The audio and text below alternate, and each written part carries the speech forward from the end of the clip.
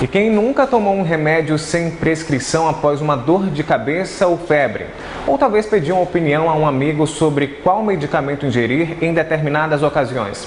Bem, a automedicação muitas vezes é vista como uma solução para o alívio imediato de alguns sintomas, podendo reduzir e trazer consequências mais graves do que se imagina. Só para você ter uma ideia, a medicação por conta própria é considerada um problema de saúde pública do Brasil e também no mundo. Segundo dados do Sistema Nacional de Informações Tóxico-Farmacológicas, em 2003, os medicamentos foram responsáveis por 28% de todas as notificações de intoxicação.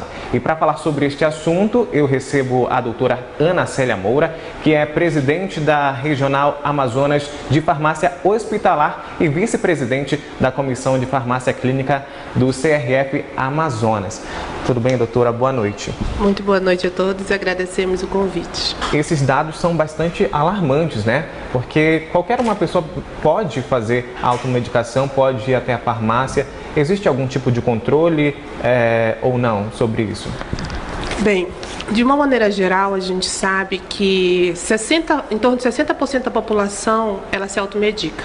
E, de uma maneira geral, a gente sabe que os problemas com os medicamentos então, estão entre os mais graves, né, da humanidade, podendo até causar muitos óbitos. Então, o que a gente preconiza? Que a pessoa, quando ela se encontra com um profissional adequado, no caso, o farmacêutico é o que tem melhor acesso com a população, ele saberá de indicar a melhor maneira da conduta certa para essa pessoa.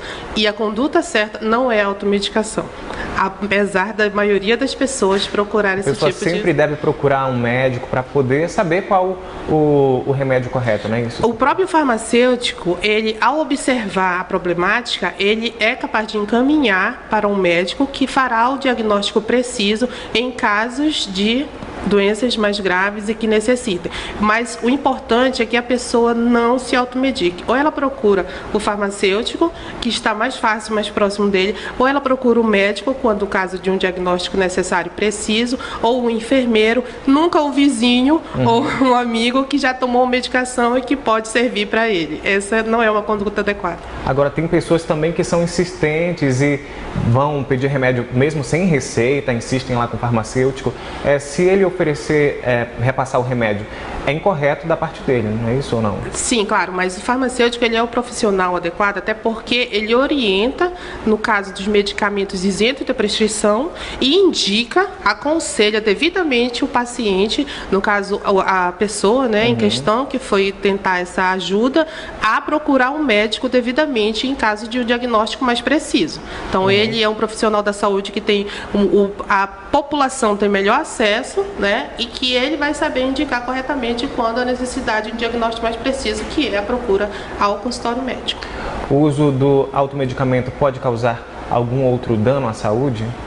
Existem vários danos à saúde. A automedicação, ela promove desde uma pequena alergia até efeitos colaterais graves, como, por exemplo, distúrbios gastrointestinais, e que as pessoas, pela pressa do dia a dia, né, elas estão assim, nem percebendo que isso está acontecendo, inclusive de uma maneira muito maior e crescente. Mas todo medicamento, ele realmente precisa, por exemplo, de uma receita, ou, por exemplo, os remédios para dores de cabeça? Precisam ou não? Existem os medicamentos que eles são isentos de prescrição. E por causa disso, é exatamente essa preocupação dos conselhos de farmácia em estar lançando a campanha que é justamente hoje o dia da sensibilização contra o uso da automedicação, né? Que é o dia do uso racional do medicamento. Essa campanha, ela vem de encontro ao nosso objetivo, que é evitar essa automedicação. Porque quando a pessoa sente uma dor de cabeça, nem sempre há necessidade de um medicamento. Sim. Às vezes até de um copo de água ou de uma alimentação adequada. A correria do dia a dia, ela nos impede até de nos alimentarmos na hora correta, Sim. de maneira correta. Então, um caso de hipoglicemia, por exemplo, pode levar a uma dor de cabeça. E o que a pessoa geralmente pensa? Preciso de um medicamento. E às vezes, com o profissional adequado na frente dele, ele tem essa explicação. Então, essa campanha dos conselhos de farmácia, ela vem justamente para isso, para sensibilizar a população, levando o conhecimento a ela de que a automedicação não é adequada e que ela precisa, sim, ter uma correta alimentação, adequados métodos de vida que levam a uma qualidade de vida melhor. Porque às vezes os sintomas estão ligados a outros problemas, né? Por exemplo, não sei, arcária dentária, por exemplo, que pode causar uma dor de cabeça. Quando existem esses sintomas, o profissional a que ele procurou vai saber identificar, inclusive quando houver necessidade de um diagnóstico mais preciso, encaminhá-lo ao médico ou ao odontólogo nesse caso. A automedicação ela pode até agravar os problemas, né? Agrava, promove interações de medicamentosa com que ele já está tomando, promove incompetência da utilização de um outro medicamento, às vezes ele anula o efeito do medicamento que ele está tomando. Então, assim, interações medicamentosas são gravíssimas nesse sentido. Tudo provocado por uma automedicação, né, que por falta do conhecimento a pessoa acha que está fazendo bem, enquanto pode estar fazendo muito mal. E há casos também, né, de pessoas que procuram remédios, por exemplo, em sites, né? Essa facilidade tem trazido transtornos para a saúde aqui do Amazonas. Não só em sites, como assim, aquele mercado também escuso, né? Assim, do site ao vizinho que diz, toma esse que eu me senti bem. Sim. Assim, a gravidade é a mesma. Por isso que a gente enfatiza. Os conselhos de farmácia, eles estão muito preocupados com isso. E por isso, a campanha de sensibilização à população sobre o uso racional do medicamento e não a automedicação. Com consciência. Os farmacêuticos estudaram tantos anos, né? Não foi à toa, né? Não foi. E a gente pretende ajudar a população para evitar os malefícios que essa automedicação tem promovendo.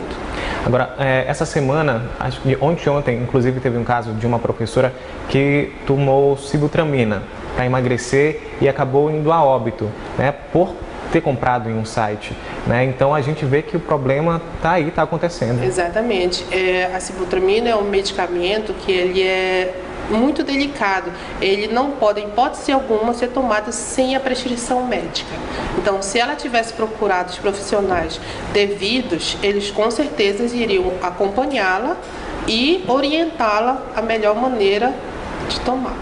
E é importante também salientar que, por exemplo, se pedir por esses sites, pode ser uma receita totalmente diferente, né? Os que compõem esse remédio pode ser totalmente diferente, contendo até farinha, né? Tem casos que contêm até farinha. Exatamente. Então, assim, nós farmacêuticos, nós temos essa aptidão porque nós estudamos e verificamos e evitamos que esse medicamento, que ele não é totalmente adequado, chegue à população. Mas, para isso, a gente precisa conscientizar a população. Sim. Não depende somente de vocês, né? Exatamente. Então, a gente faz o máximo possível para que toda a população tenha esse conhecimento de, pelo menos, quando não souber, procurar um profissional adequado. E, infelizmente, assim, felizmente, nós temos agora uma quantidade maior de farmacêuticos em toda a farmácia. A gente está acessível de uma maneira melhor e maior à população e nós temos condições de observar a necessidade que o paciente terá, caso ele precise de um diagnóstico mais preciso, e encaminhamos ele, aconselhamos devidamente procurar um médico e não pratique a automedicação. Sim. Agora, doutora, além dessas campanhas, né, que vocês estão realizando, como é feito esse controle, por exemplo, da venda indiscriminada de remédios?